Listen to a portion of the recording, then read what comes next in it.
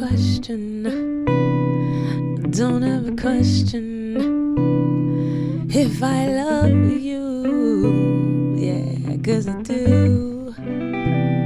So there is your answer, if you need an answer, yeah, I know you feel it too, I know you do, 'cause I be thinking about you, me, we, us, yeah, about you, me, we, us, yeah, don't ever think that I ain't coming home to you, 'cause I'm coming home to you, girl.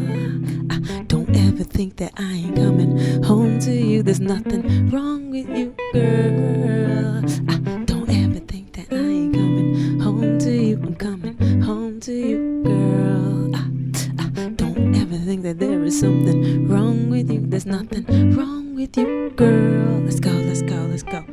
You, me, we, us.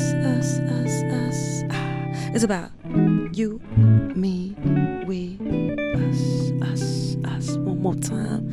Say it now. You, me, we. There we go. I said.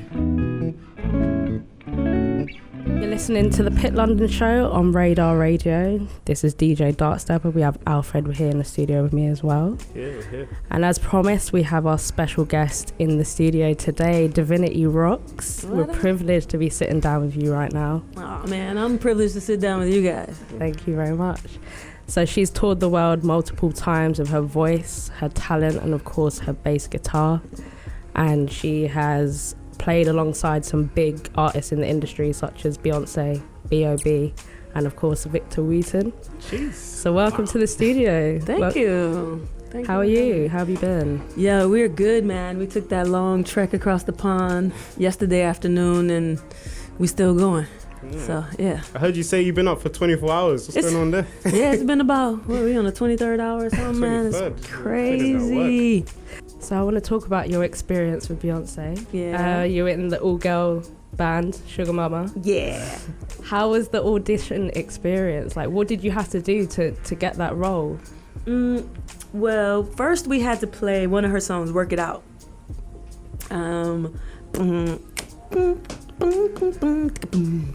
So we had to learn that song. And we did this whole audition process in Atlanta.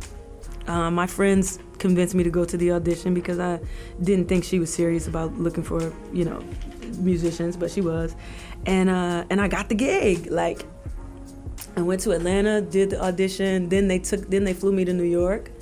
And in New York, there were, more females, musicians there from different cities, so they brought us all to New York, and they just put us in different configurations of bands together. Give me the girl from Atlanta, give me the girl from drummer from New York, whoop, whoop, whoop. Did that, and we did that for 2 days. We was tired, 2 days of doing that, not knowing what was gonna happen. And then one day, her dad just stood in front of us and was like, yo, Beyonce's chosen you guys to be in the band. Wow. And you're playing the BET Awards in 2 weeks. Nice. Yeah. He was like, go home, get packed, get ready. You also bagged the role of assistant musical director. Mm-hmm. What were your responsibilities? The main responsibility was making sure that musically things were what Beyonce wanted. Mm-hmm. You know what I'm saying? Like, I would come up with ideas, and we would all bounce ideas off of each other. I remember doing some programming of some drums and a beat that she was doing on the Sasha Fierce tour, which was kind of dope that she gave me that opportunity to see me as a female producer and give me the opportunity to come up with something for her to choreograph for the road, and took it on the road, and it played all over the world and in the DVD and everything. So that was super dope. But it was a lot of collaboration. Yeah. A lot of collaboration, yeah. A lot of people obviously want to know, how was it actually working with Beyonce? How was she like? What was her personality? What was she like, her personality? Everybody wants to know that. You know what I always say? She's as cool as royalty can be.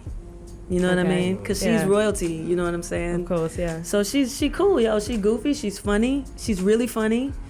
And we had a lot of laughs. We had a good time. Yeah. It was cool being able to work closely with somebody who is at that level, who is, responsible for all the incredible things she's done. You know what I mean? She's an incredible musician. I always say she has a little piano inside of her, because she is as dope as you think she is. She is that for real. Yeah.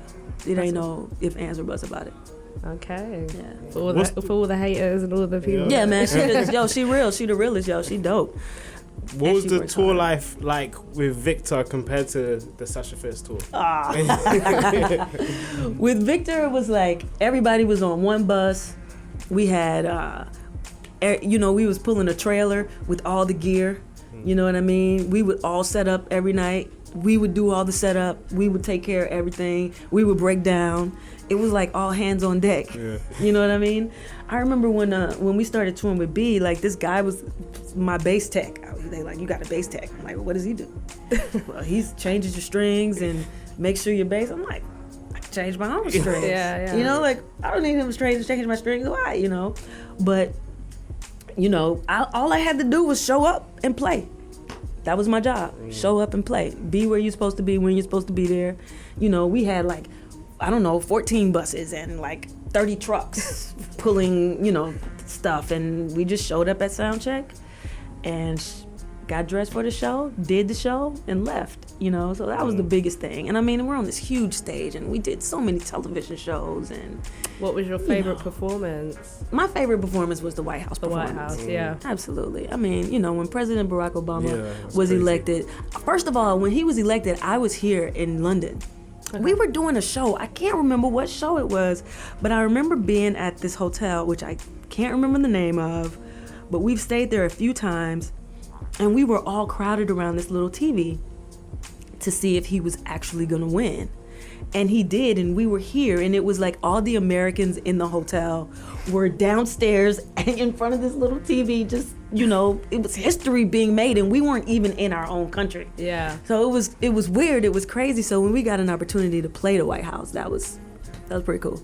That's great. How did that even come together? Well, she had already done, I think she sang at their first dance after he was elected. We were in rehearsals.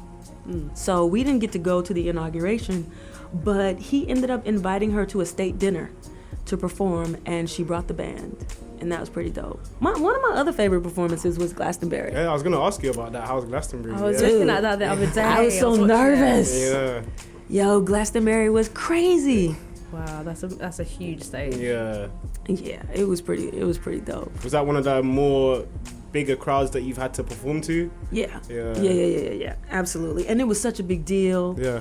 Because she was the first female headliner in, I don't know, so many years. Yeah. And she had the all-female band, so I just felt like women power. And Chris Martin was running around in the back with Jay. And it was so many famous people in backstage because it was such a big deal. Yeah. So you could feel that this was a big deal, Yeah. this show. So I was mad nervous, the whole show.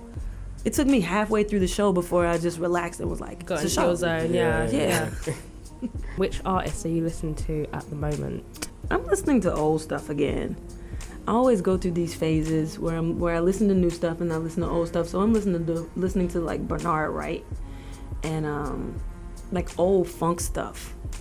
And I always go back to Miles, and I go back to Jocko, go back to the Masters.